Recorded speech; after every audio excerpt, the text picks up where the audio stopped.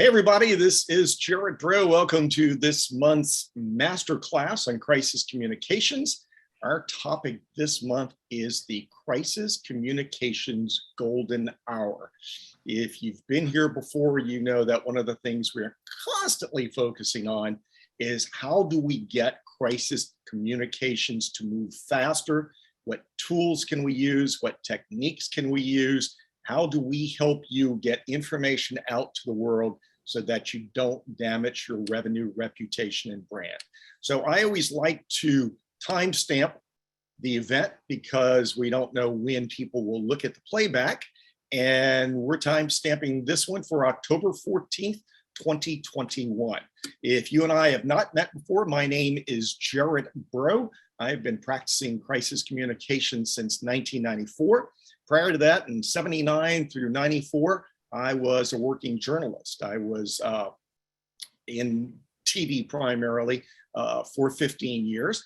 And today we have a special guest joining us, Doug Levy, who is the author of the Communications Golden Hour. If you haven't read the book, if you don't have a copy of it, go to Amazon and get one. He actually has a new edition coming out very soon.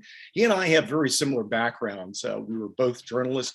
He was a journalist from 83 to 99, which means I'm a little older than he is. He worked for UPI. Let's see how many old people remember what UPI is. United Press International. I used to be a stringer for them sometimes. He also worked with USA Today. And since then, he's kind of been a wordsmith. He's done a lot of work in emergency management. He works a lot with public information officers, government agencies, local governments, and does an awful lot of work in the healthcare industry. And he's been a chief communications officer for numerous healthcare organizations throughout his career. And in 2017, he just went solo like I've done, and he now runs Doug Levy Communications. The objective of all our master classes is to share best practices, to do some higher level thinking, and to really establish a learning community. We launched SituationHub about a year and a half ago. And one of the things I always wanted was a place where professionals can gather and talk about case studies and talk about issues of the day, because crisis communications is forever changing. So thanks for being a part of this community.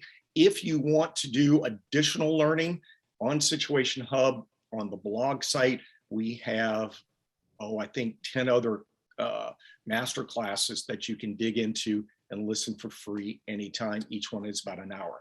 As we talk about crisis communications, I always like to apply what I define a crisis as, and that's any situation that has the ability to negatively affect your revenue, your reputation, and your brand. Now, I want to also emphasize, treat these events like a crisis. They may not become a full-blown crisis, but in the world of crisis communications, I'm really looking at revenue, reputation, and brand. Now, I've got an awful lot of folks from the public relations community who are on the masterclass with us today, and so many people in public relations focus on reputation management.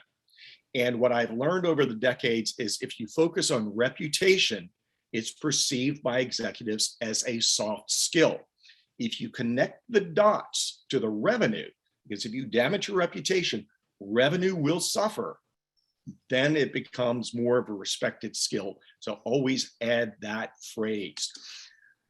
I'm also an advocate of the crisis communication sprint, the idea that there are 5 parts to effective communications: effective crisis communications, vulnerability assessments, crisis communications plans, pre-written statements, training your spokespeople, and doing drills. Those are all things that will help you achieve effective crisis communications. And item number 2 and number 3 are all now automated, or much of it is automated in the SituationHub app. If you have not checked it out, please check out the crisis communications app known as SituationHub. And as we bring Doug on today, one of the things I think we should look at is the whole concept of the golden hour. I'm going to let Doug share more about his concept of the golden hour, but essentially, the longer you wait to communicate, the longer your situation is in play before you communicate, the more you do damage to your revenue, reputation, and brand. If you don't control the true narrative, someone else will attempt to control that information narrative, and that information void creates damage to your revenue, reputation, and brand. So with that, I want to introduce our guest joining us from San Francisco. He has a very expensive townhouse over San Francisco Bay overlooking the Golden Gate Bridge. Doug, welcome today. How are you?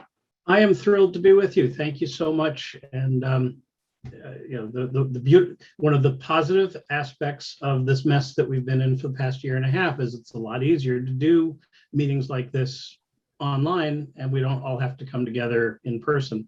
And it's a chance for me to learn from others who have different but related experience. And I hope that I'm able to share some of my experience that will be useful to the folks who have joined us today. Thank you for having me. Awesome. So let's jump into the concept of the golden hour. You focus on the communications golden hour. I added the word crisis communications golden hour. But in your mind, tell the audience what is so vital to you about that first hour of an emerging event. Years ago, when I trained as an emergency medical technician and firefighter, drilled into me was the idea that what you do with the patient in their first 60 minutes after a traumatic injury determines whether they'll survive and how well they'll survive if they do. And as I started working in organizations where every day was a crisis, or so it seemed, patterns emerged, and it was very easy to see that some of the same mistakes happened over and over again. And instead of focusing on the specific type of crisis, the approach that I developed with my colleagues was to look at it the same way that we did as EMTs and firefighters. It's like, what is the system that has to be in place in order to have the right message, the right people, reaching the right audience when every minute counts? So, as you mentioned, the first minutes after a crisis begins are the most important.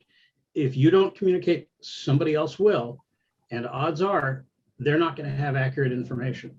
And the longer you take to get yourself out there, the less likely you are to be able to get control of the messaging. And in life safety situations, especially, that literally can mean the difference between life and death for some people. The wrong messengers getting credibility because of the absence of action will lead to very bad outcomes. And unfortunately, we have plenty of examples in real life where that's happened. We've gotten better. And I'm proud to say that, and I can't claim to take any credit for this myself, but a growing number of public safety organizations, medical centers, well, I'll take a little credit, but there are a lot more people who understand the importance of getting out there so that people know that you're on it. Even if you don't have all the information, it's just, you got to be the credible source of information from the beginning. Yeah, and I was speaking earlier this week. I was in Phoenix. It was great to be in front of a live audience. It was a chemical association called the International, Lubricant Manufacturers Association, ILMA. And one of the things we were talking about in the presentation I did is they allowed me to do some case studies, because in their industry this year, there have been at least 3 major fires. And one of the companies that had the fire allowed me to use them as a case study. And what I noted was, time and again, so many people in business take 3.5 to 4 hours before they put out any statement, when Twitter is doing it in the first 60 seconds and Facebook Live is doing it in the first 60 seconds. Since you originally wrote your first book, and I know you've got a new version of it coming out in January, what have you watched happen in the way of social media, and how social media affects that golden hour, and what pressure that now puts on companies to communicate effectively in the golden hour? I think the biggest difference, and this has really escalated in the past 5 years, and especially in the last 3, once cell phones became cameras and live streaming from anywhere became possible, literally every single person with a smartphone is effectively a journalist. Yeah. Unfortunately, they don't have training in journalism ethics and media literacy, understanding how to evaluate sources and so on. The result is that the minute anything happens, somebody's taking out a cell phone and either videotaping it or more likely live streaming it. So it's out there. And that whoever is out there first is likely to dominate the information, even if they're wrong. And we've seen some really extreme examples of that, like Ferguson, Missouri, where the first official communication was 23 hours later. I mean, they're still recovering from that, and that's not an exaggeration, because you lose all credibility. But we, even more recently, we've seen many examples where it's an hour or 2 or 3, as you mentioned, and during that time, people inside the place where the emergency is happening, witnesses, anybody just seeing a bunch of emergency equipment showing up, people are spreading rumors, and that doesn't help you. But you can't, it's much harder to correct a negative story that's already out there than to be the credible source from the outset. And there's ways to establish yourself as the authority, even if you don't know what's happening yet. And that's all right. Really tell us a little bit about that. Let's go a little deeper on that concept of being first out, even when you don't know anything, because I perceive, and it's been my experience, so many organizations are slow to communicate because they want to wait till they know everything before they say anything. So share with us your concepts on why it's important to just get out there, and even the power of saying we don't know yet. Exactly. It is critically important to only communicate accurate information. So if you aren't sure about something, that cannot be part of your message. And that's where people, I think, get confused. But there is nothing wrong. In fact, it is highly advisable that if there is something happening and you know that people in the public may be aware of it, or may be concerned about it, or maybe hearing rumor, whatever, put a message out saying, we understand that the fire department is responding to one of our facilities. We're looking into it. Stay tuned. And then, of course, you have to come back with more information pretty quickly. But that message that says that you're on it lets the media, as well as concerned citizens, know that you're not shirking your responsibility. You're not hiding. You're aware of what is going on, and hopefully you're dealing with whatever the problem is. The New York City Police Department has actually, and I'm not going to take sides one way or the other about whether police are good or bad or whatever. Well, I'm wearing a police association, so yes, I take sides. But the New York City Police Department has lots of issues to address, but one of the things that they've done really well, especially in the last 6-7 years, they really have it down. They put messages out within minutes of major incidents. And sometimes it is just officers are on the scene or are responding to the West Side Highway at West Hudson Street, please stay away from the area. And that message goes out within minutes. And then they come back with something, usually about 20 minutes later, and then they do a full-on, they actually do a briefing, if it's a major incident, in 90 minutes to 2 hours after. So they have somebody in front of the cameras that fast. But that initial message immediately tamps down the credibility of anybody else telling you what's going on.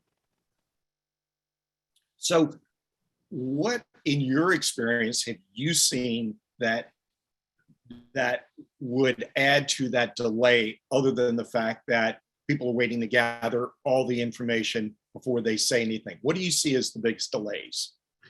It's almost always a lack of planning. If the people who are responsible for the communications haven't thought through, okay, how are we going to communicate when there is an emergency?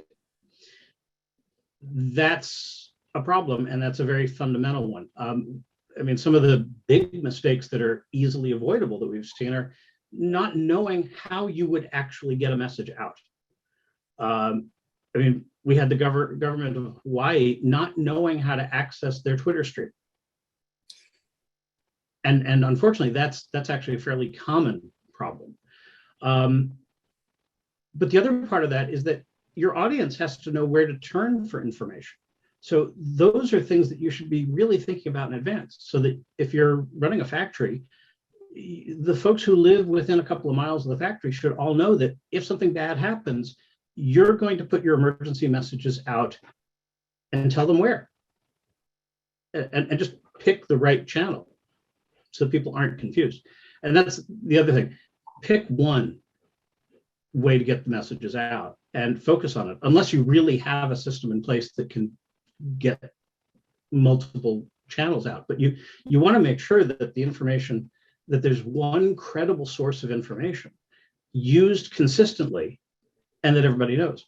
The other part is know who's got the authority to put out a message. One of the things that I'm really proud of when I was working at Columbia University is we figured out pretty quickly, because of the advent of social media, that there was it was not safe to go through all the normal approval channels to get out a truly urgent emergency message. So we came up with a protocol that gave that authority to the same person that dispatches the public safety teams and the police. You know, they're allowed to put out the first message. And then we had a very strict protocol for what happens after that. But if you're trying to say you need to evacuate the building or stay away from the area because there's a risk, you can't go through layers of review. So you mentioned pick a channel. I have my own preferences, but before I pollute the water with my opinion, what's your favorite channel? Do you have a single favorite channel? It depends. I don't think there is a single channel that will work in all situations. However, Twitter is sort of the first place that I would point people to. That is typically where the news media will be. And if you're really trying to get your message out, you want to make sure the media has your information. And it's relatively easy to put things out on Twitter and for the public to access it. But it's going to be very community specific. There are plenty of places where Nextdoor is a good channel. I have some qualms about that myself, just because I've seen a lot of communities where it kind of, the signal to noise ratio is a bit of a problem. Yeah. The thing is, like in where I live, the police department uses Nextdoor really well. And I'm willing to bet that if I polled my neighbors, 3/4 of them would say that's the first place they would turn if something bad was happening and they wanted to know what the police was telling them. And that's really the piece that's important. You've got to figure out what works for you and your audience, and really understanding your audience is a step that a lot of people miss. You know, if you've got a large community of people who don't speak English that you need to be reaching, you need to plan that ahead. Napa County, just north of here, during the major fires in 2017, in their first 24 hours, they didn't have anybody translating the messages into Spanish. And I mean, they realized fast that, well, not fast enough, but they realized pretty quickly that they needed to fix that. And now they really have gotten that solved. And that's, of course, the other thing. You got to make sure whatever mistake you make, you fix it and don't make it again.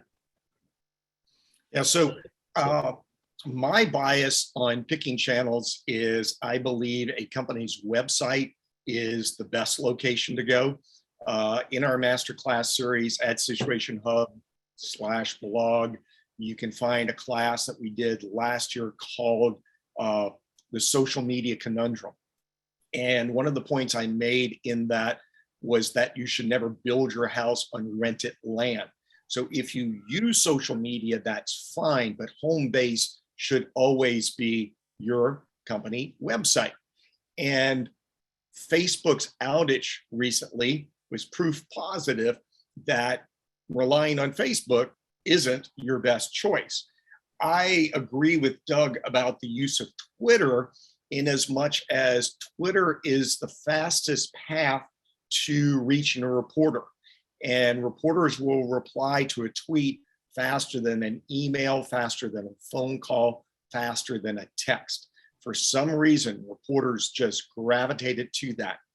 Facebook is my all-time least favorite because it allows people to just comment, and while you're trying to manage expectations, they're taking the conversation off in left field. If it's on your website, no one has a place to comment on your website.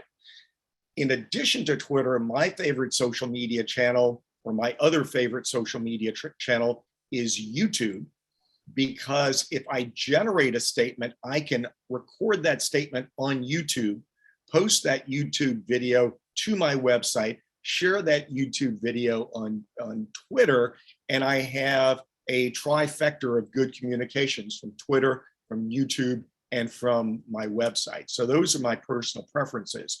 And then, Doug, you were talking about audiences. I used to build my crisis communications plans with the idea that they were going to communicate with the media first. And since the advent of the internet and email in the 90s, late 90s, I've really prioritized getting information to employees, because employees are all on social media with their phones, and they're going to be giving us all kinds of rumors, perhaps, that are not official. What are your thoughts on communications with the employee base versus the media or the mainstream media?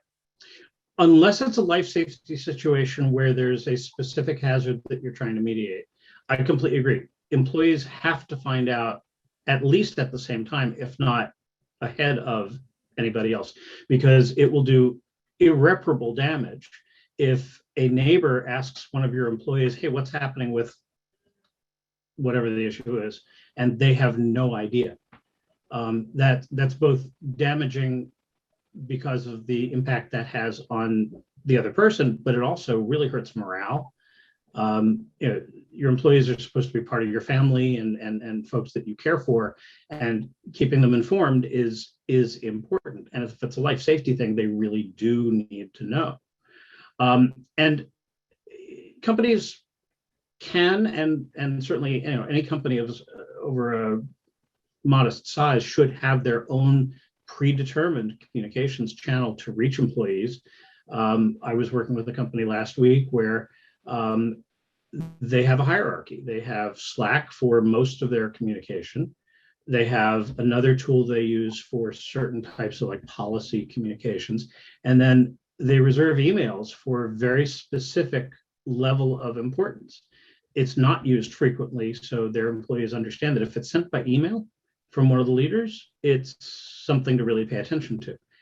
The fact that they have in their organization that understanding is really important. When I've worked in universities, one of the first things that I've done is I've reviewed how do people get information, and then how can I make it so that the emergency information gets to the places people already are turning, rather than creating some new channel. I agree, by the way, with what you said on websites, with one important caveat is that I've interacted with far too many organizations where making changes on the website is much harder than it should be. I mean, the reality is it's possible to change a website immediately, but that's not the way a lot of companies set up their web system. So if you haven't thought ahead about that, that is something to think about. really sophisticated organizations actually stand up a dark website that they can flip to in an emergency, which, if you are in an industry where there is a reasonable degree of likelihood of something really bad happening, particularly where potentially, multiple lives might be lost, having a standby dark website is a really good idea, because you do not want to have smiling faces on your homepage if 300 people just died. Yeah, you're exactly right. And, for everybody on the call, everything that Doug has discussed, and by the way, we've got a couple of questions I'm going to pull up here in a second. Everything that Doug has discussed so far should be in a crisis communications plan. I am an advocate of, on a clear, sunny day, think about all the things that could happen on your darkest day and write a plan that sequentially covers every step you take to gather information, confirm information, and disseminate that information.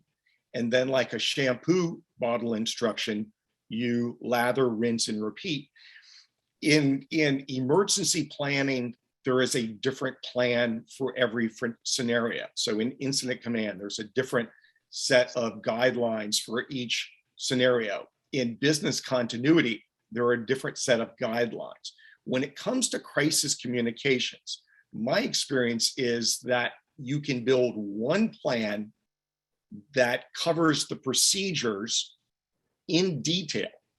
You can write it in such a way that it is specific, that tells specific people what to do, how to do it, what those logins are, and how fast they have to complete their task. So this whole quagmire of, can you access your website, that needs to be covered on a clear sunny day when you're writing your crisis communications plan, as well as all of your strategies for which social media channels you will use, whether you'll use mass email, whether you'll use your website.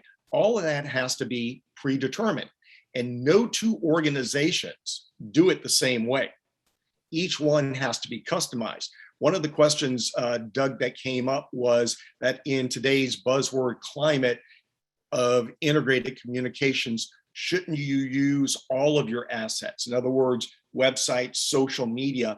And to the point I was making about why I hate Facebook, because in crisis communications, my goal is to be a control freak. I want to control the flow of accurate information. I want to manage the audience's behavior. If I need them to evacuate, I want them to evacuate. If I need them to shelter in place, I want them to shelter in place. I don't want to put up a statement on Facebook where 1,000 people come in who are not even in the community and start polluting the comment section with what I'm going to describe as nonsense and getting us off the core message. Whereas, if you train your audience to know, go to the website. You can train and manage that behavior. And the other thing that I've noticed is when executives look at the negative comments or the crazy comments, it takes them off task.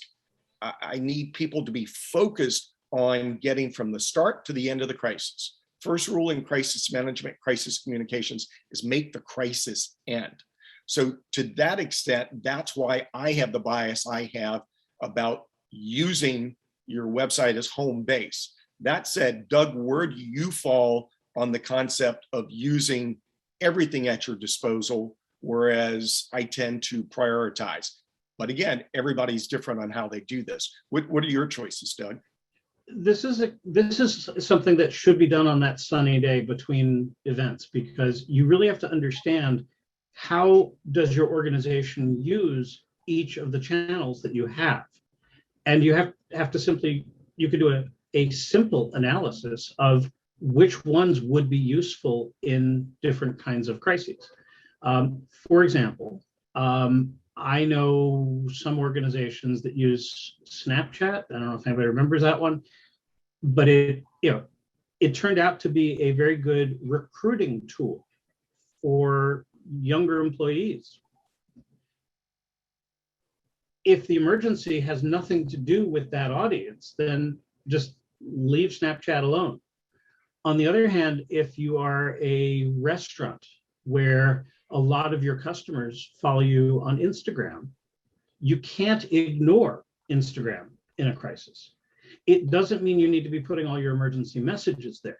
What works in many situations is once you realize there's something going on, you put something out on each of those channels saying, for information about whatever the incident is, go to, and then you can link to your website if that's where people are getting information, or Twitter, whatever. A lot of municipal organizations will just centralize everything on either Twitter, or sometimes they do use Facebook, although I agree that's not the best. But you designate one channel because that's all that most organizations can manage if there really is an emergency. Because, Chris, the other thing, you don't want to put exactly the same post everywhere, because that will actually make it harder for people to see it. You don't want your CEO being the primary source of information. You kind of need to get everybody to understand, in an emergency, this is where we put information out. And everybody else should just either retweet that person or that official source, or just go silent for a while. Point people to the right place. One of the things I've often advocated in social media policies that I've written for organizations is that during an event, employees should be silent. Do not comment on the event. Do not give us a thumbs up. Do not give us a like. Do not encourage us. And to encourage their spouses not to write compliments as well.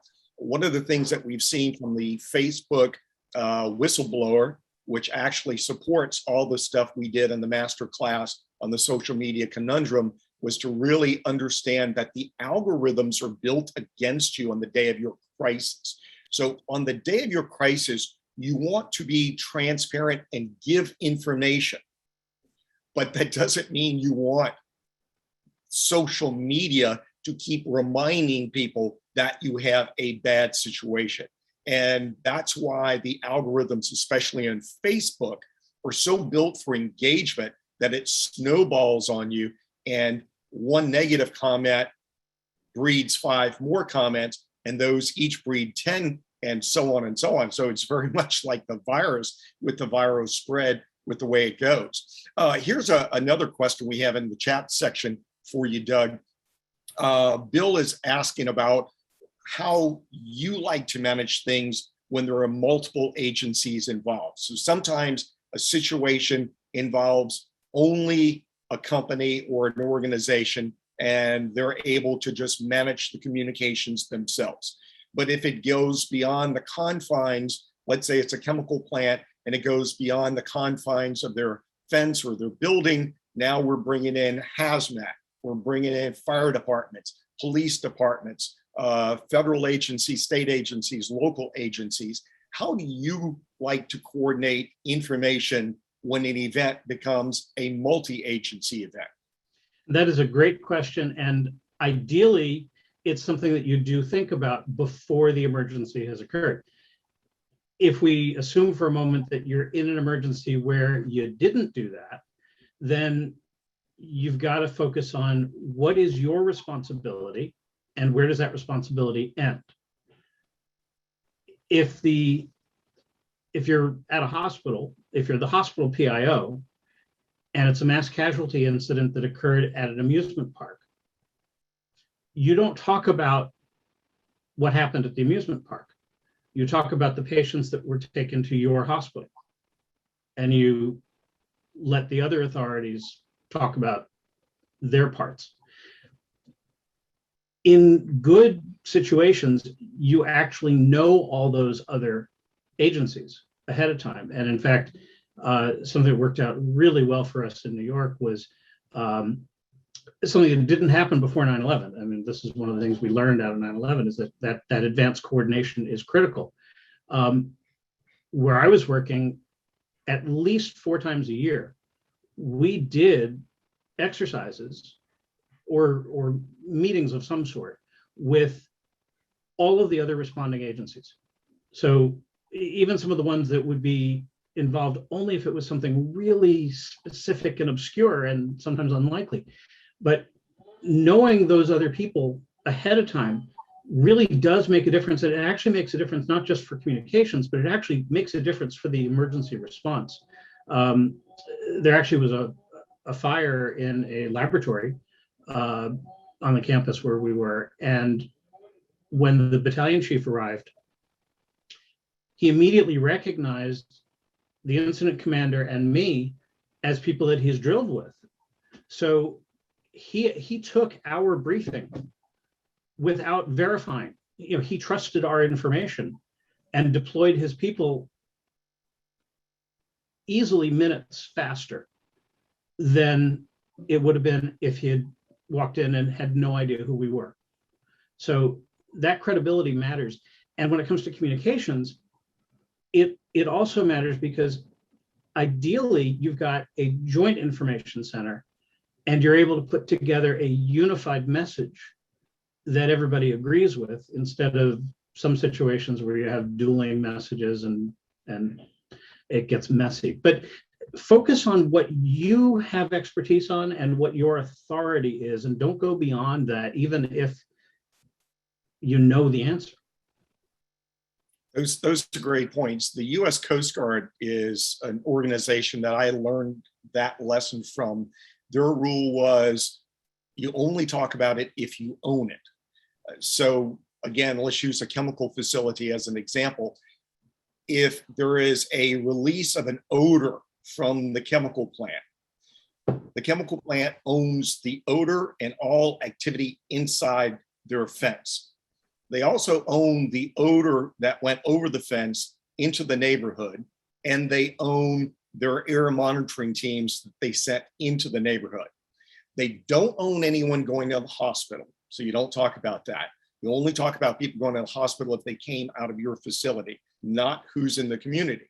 You don't own EMS, you don't own fire, you don't own police.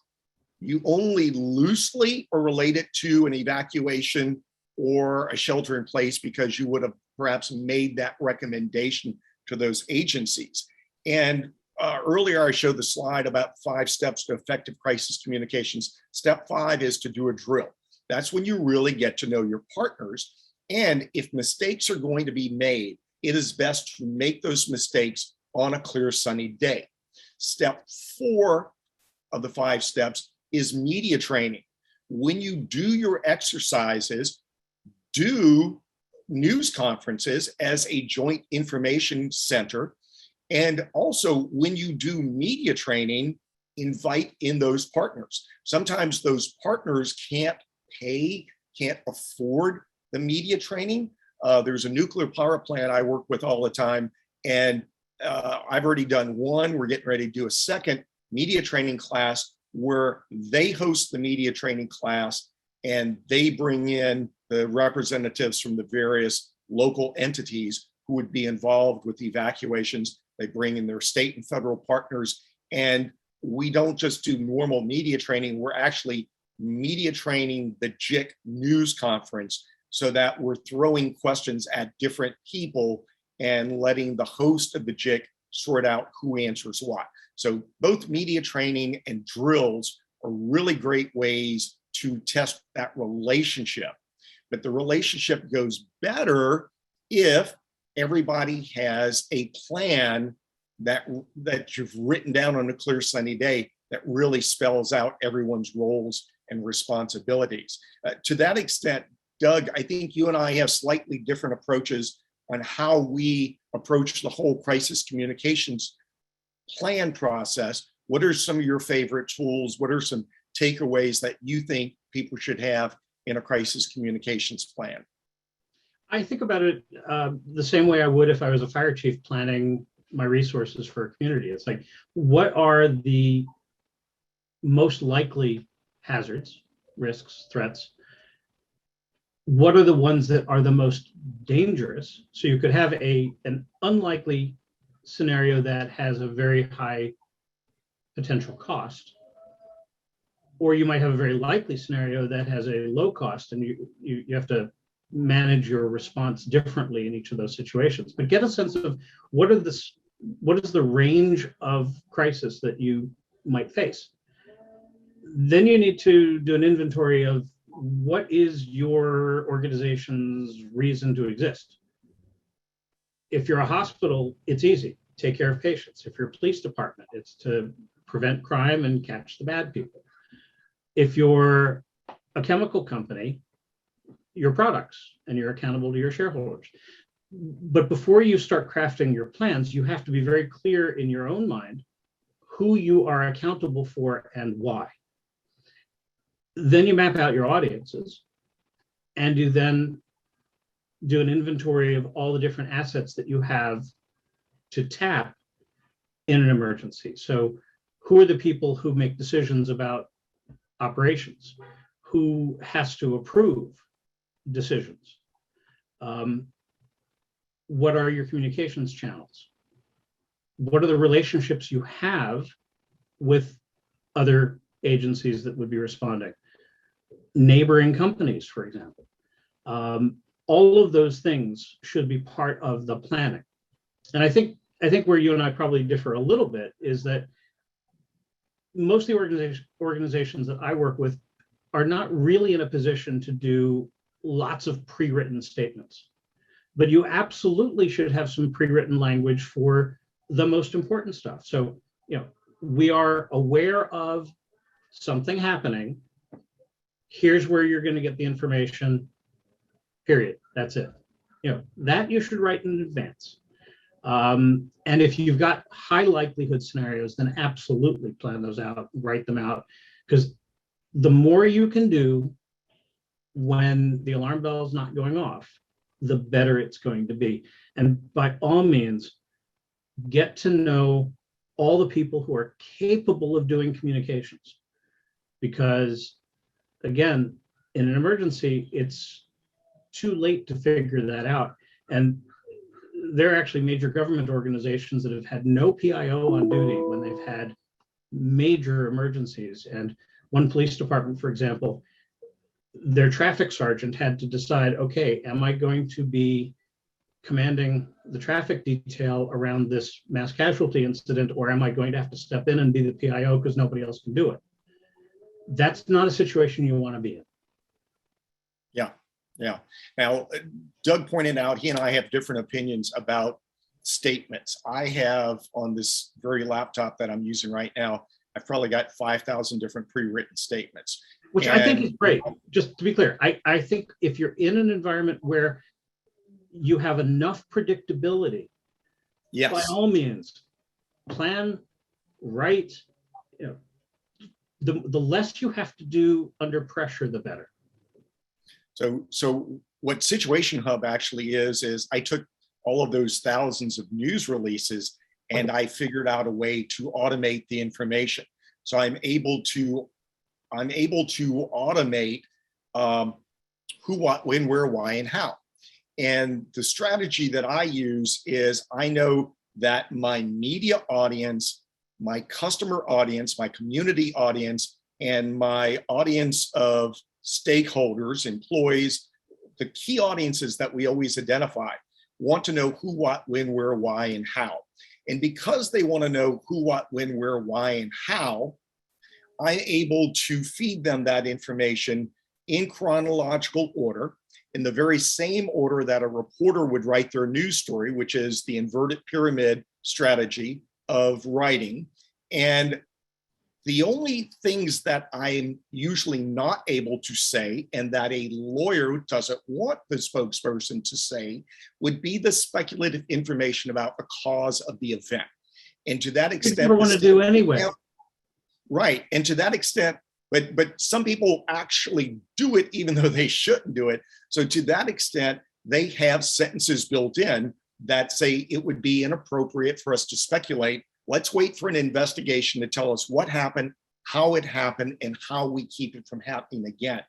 And because I'm a control freak and I'm trying to manipulate the outcome of the news story, I've called on PR people to change the way they write. And one of the things that a PR person needs to do is to let their writer's ego get out of the way, that on the day of a crisis, you don't need to give us prose. When I was a journalist, and Doug probably did the same thing, you get a news release, first thing you do is go BS, BS, BS, BS, and you scratch out a whole bunch of paragraphs, then you take your red pen and somewhere down in paragraph 3, you circle, oh yeah, there's the lead that you buried. Whereas what we've done in Situation Hub is every one of the statements opens with a lead sentence that can be plagiarized by the reporter as their lead. And if you control the lead of their story, you then control the headline of their story. And in a social media world where people, or a mobile phone world where people get their news from their mobile device, most just see the headline and read the first paragraph.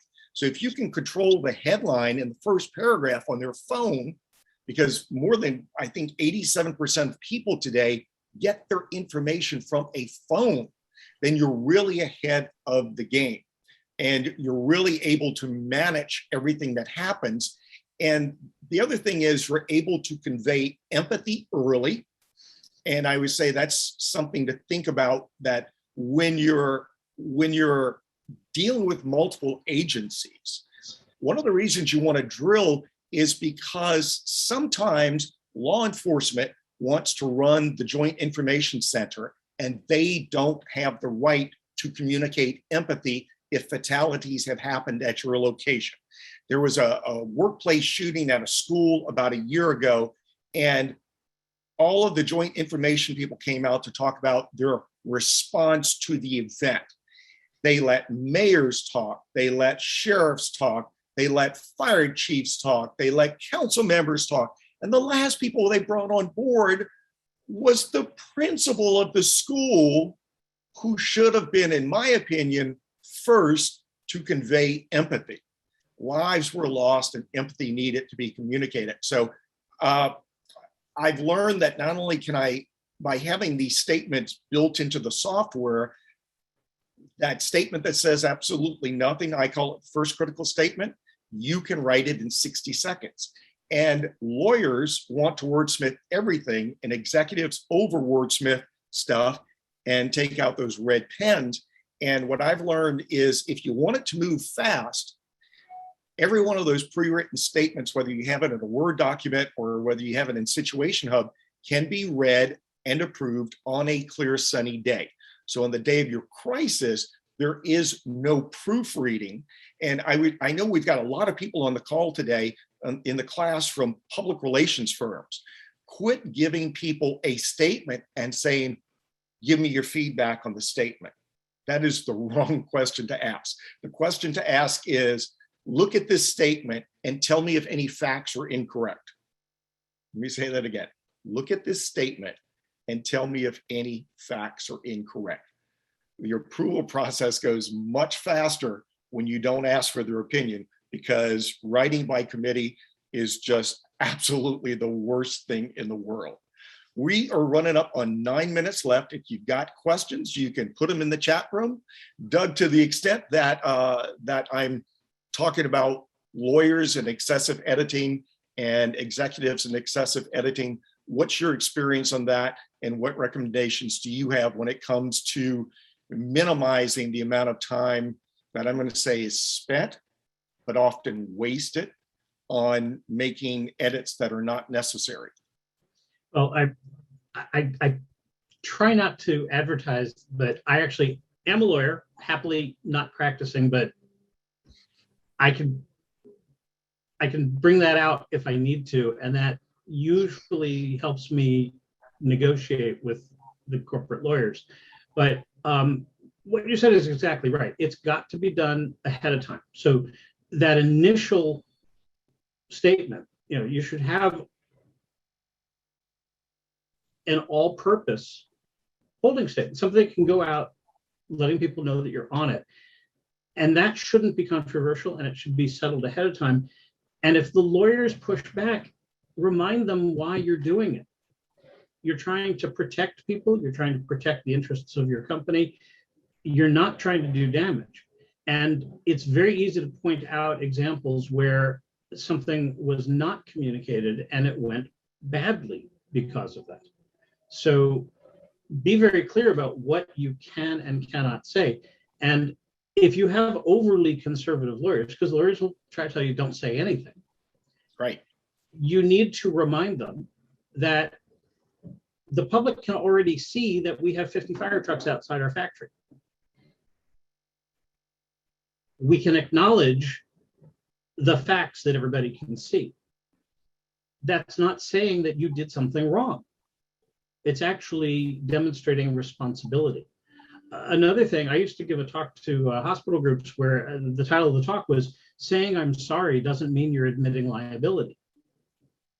It's not. I mean, there's plenty of court cases that show that. If something bad happened, own it. Well, if it's yours, own it. But I mean, if something bad happened, express sympathy. I mean, I've trained police chiefs on how to convey sympathy to the family of even criminals who get shot and killed. It's like, it's still somebody's brother or sister or loved one. And grieving is a human thing. And if you come across as stone-faced and cold, that doesn't give you credibility. Yeah, I'll back that up with recollections of interviews I did with people after events that I covered as a journalist, and putting people on camera who said, you know, the only reason I sued them is because they never said they were sorry. If they just said they were sorry, I would have let it go. Yes. Good question. Yes. Let me get to a question that comes in from Chris. He's asking what your experience is with communications best practices in different countries. Do you find it varies much from country to country with the way they behave? So less so now than before. I mean, social media has been a bit of an equalizer, but you do have to be careful. And I'm also just going to admit, I have not had to deal with a lot of international incidents in a couple of years. I'm lucky in that respect. But this goes back to, you know, who should be the person speaking is really important, because different cultures will respect different people in different ways. And if your primary audience, or if an important audience is in another country, you need to make sure that you have a spokesperson who is going to be received by that group. And that actually is true even if you're in a large urban area in the United States. You're going to have some neighborhoods where the pastor of the church is going to have more credibility than anybody from the government. But if the government needs to get a message out, you've got to figure out how do you get the pastor to be sharing your messages. I'll say that my experience is, and Chris added to the chat, Germans, Norwegians, I find Scandinavians, Swiss, and Germans want to say zero. And it causes a real problem because American audiences expect to hear something. They expect transparency. There was a chemical company I was media training with in New Jersey for the past 2 weeks. And they have a problem because they have to get permission from the UK. And when I showed them that SituationHub lets the UK pre-authorize statements and see the statement in 60 seconds, they're like, this is going to change everything. So getting that approval is critical. It's time to wrap up. I've got a couple of final slides. Before I go to the final slides, Doug, any final thought you want to add? I'm glad that there are this many people who are interested in planning ahead, because that really is critical. Even if you're not pre-writing everything, you've got to think through what are the likely things that are going to happen and who is going to be in the room, or who do you need to be in the room when you're deciding what to say and what to do. You got to do that ahead of time. And thank you for having me. Awesome, man. I really appreciate it. If you're interested in Doug's book, the new copy will probably get printed in January, and you might get one if the supply chain gets fixed. If you haven't had a chance to look at Situation Hub, by all means, look at it. If you want me to take you on a demo, the idea that you can do a news release in 60 seconds, 3 minutes, 4 minutes, depending on the event, just for me has been a game changer and for the people who are using it. Remember that the longer it takes for you to communicate, the more distrust there is. If you want to get in touch with Doug, here is his contact information. On Twitter, he's at SFDoug. And there's his email address, and you've got his phone number and all of that information there. If you need to get in touch with me, the best email address right now is info@situationhub.com. You can tweet to me at gbro and at SituationHub. And if you want to schedule a call to discuss anything in depth, because I know sometimes you have confidential issues you don't want to discuss in a group masterclass, here is the link for the calendar. We will be back next month. By all means, if there is a specific topic that you would like us to cover, let me know, and we will be sure to include that in a future masterclass. I'm Gerard Braud. Doug, thank you so much for being with us today. And I want to thank everybody who joined us. We'll see you next month. Take care, be well, and be safe.